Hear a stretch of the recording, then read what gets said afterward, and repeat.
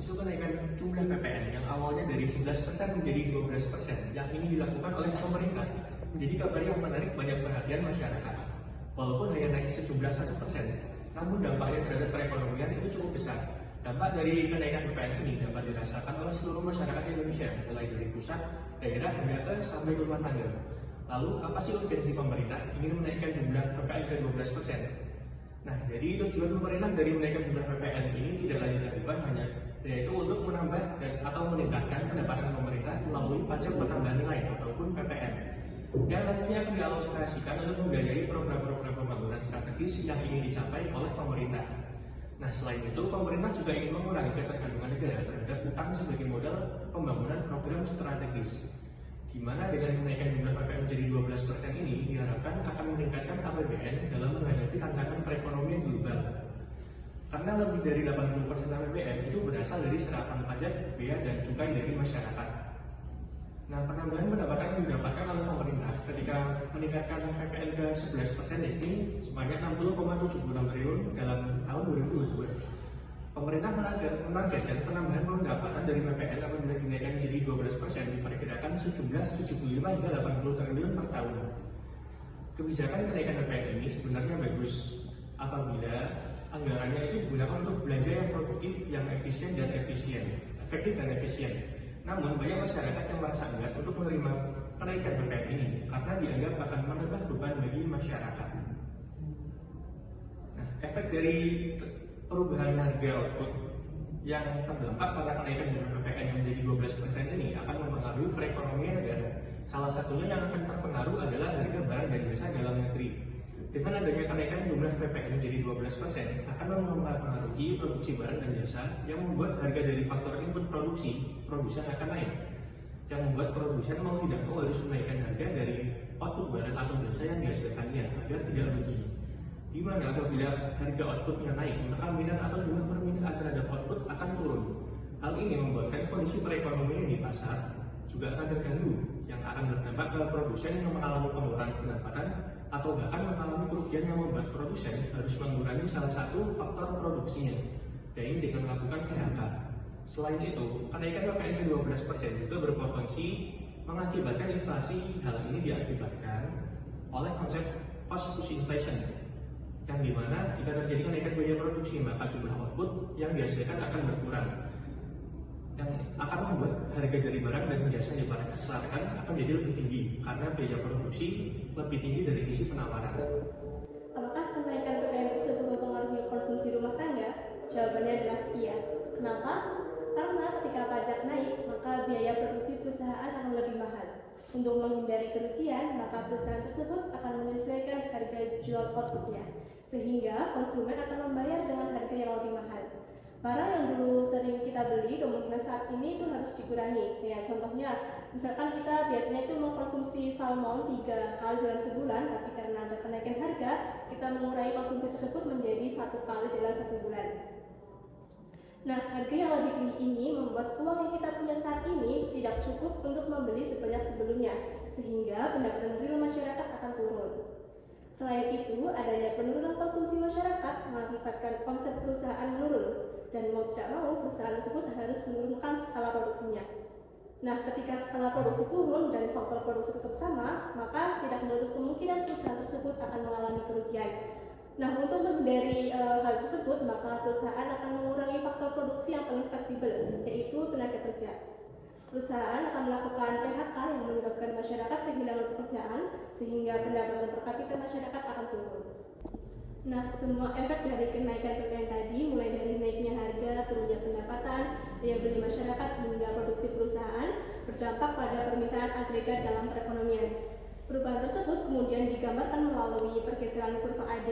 AD sendiri merupakan pengeluaran seluruh rakyat dalam suatu negara. AD dapat dirumuskan dengan Y sama dengan C plus I plus G plus NX, di mana C adalah konsumsi rumah tangga, I adalah konsumsi swasta, G adalah konsumsi perusahaan, dan NX adalah konsumsi perdagangan internasional.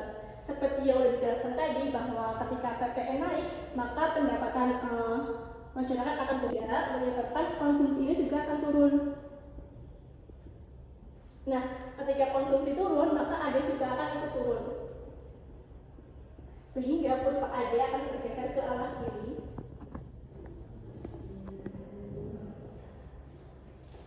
Nah, bagaimana sih dampaknya kenaikan dari PPN ini terhadap penawaran? Mari kita bahas.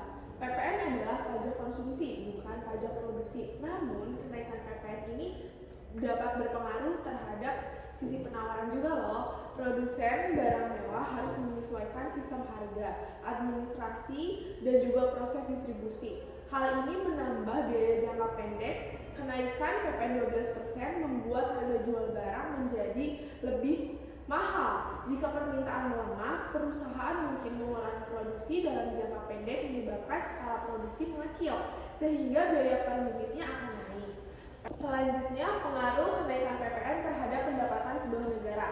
PPN adalah sumber penerimaan negara yang besar. Dengan tarif naik, pajak per unit barang yang dijual juga akan meningkat.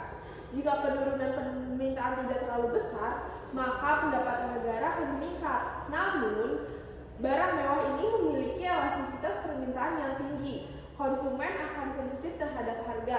Ketika PPN naik, harga naik cukup besar, permintaan bisa turun banyak, sehingga pendapatan negara tidak naik sebesar yang diharapkan. Sekarang kita bahas kurva penawarannya ya. Jadi sebelum ini AS dan AD berada dalam keseimbangan umum, di mana setelah ada kenaikan pajak 12% itu menyebabkan AS bergeser ke kiri. Dari bergesernya AS ke kiri ini menyebabkan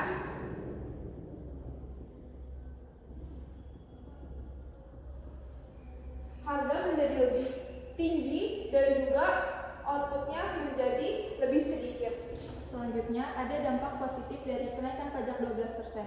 Yang pertama itu, kenaikan tarif PPN menjadi 12% sebenarnya punya dampak positif buat keuangan negara. Dengan tarif yang lebih tinggi, penerimaan pajak otomatis naik.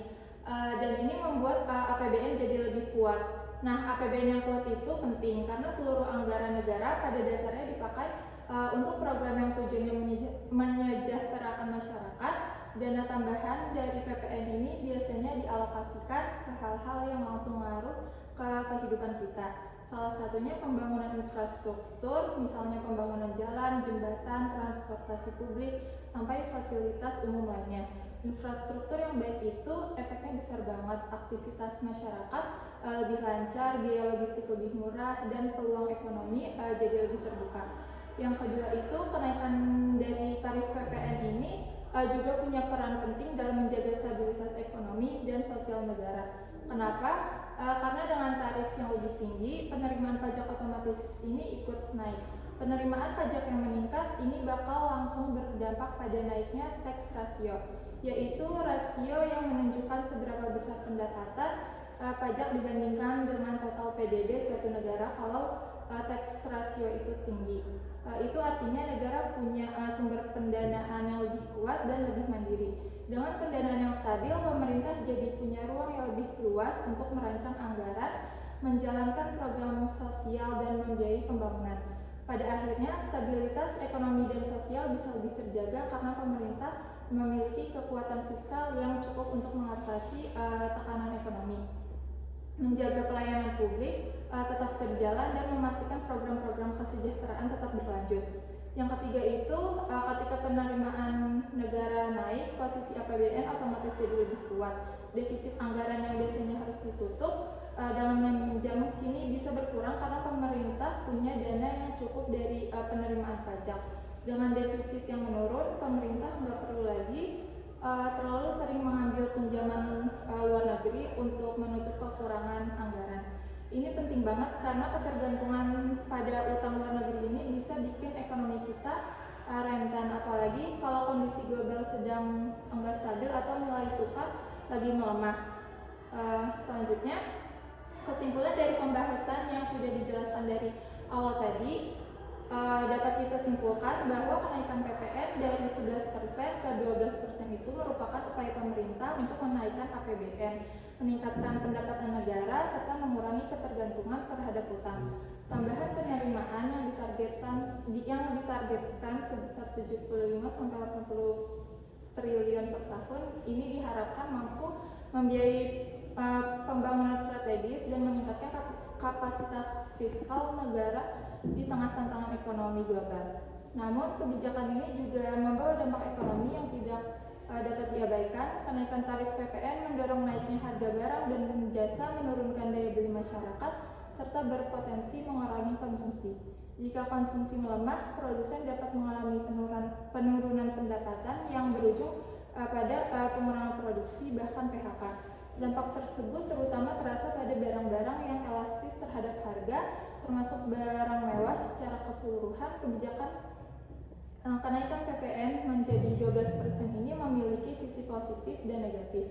Manfaatnya akan terasa apabila tambahan penerimaan benar-benar digunakan secara produktif untuk infrastruktur, pelayanan publik, dan penguatan kesejahteraan masyarakat. Tantangan utamanya adalah memastikan bahwa beban kenaikan harga yang ditanggung masyarakat dapat terbalas oleh peningkatan kualitas pembangunan dan stabilitas ekonomi negara di masa depan.